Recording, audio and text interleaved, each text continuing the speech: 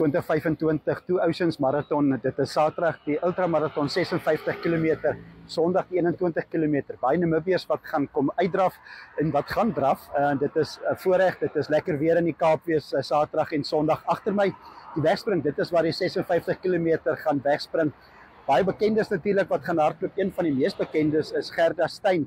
Sy is die rekordhouer van die vroue afdeling. Sy is weer die gunsteling. Ek het met haar gesels en 'n mening gekry voor die wegspring. Sommer net jou gedagtes verdedig, spesiaal om weer terug te kom en te verdedig. Absoluut, ja, ek is baie bly om terug te wees. Dis 'n groot voorreg om weer hier te staan, nog 'n jaar.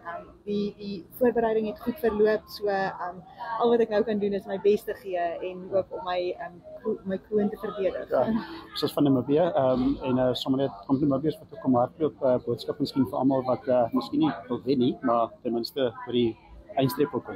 Ja, absoluut. Baie sterkte vir al die hardlopers. Die Namibiërs sal baie bekend wees met die area en met die resies en hoe dit alles verloop. So al die beste en hou bene hou. Moet nooit opgee nie, al voel dit jy wil opgee, byt net vas. Vir ons almal voel dit maar taaf op een of ander punt op die resies. So byt net vas en mik vir daai eindstreep.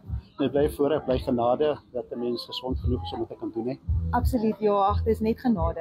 'n Mens kan jou bes gee en jou alles insit, maar tog het mens maar daardie genade nodig om 'n mens regtig by die beginstreep en natuurlik by die eindstreep ook te bring. So ek is baie dankbaar.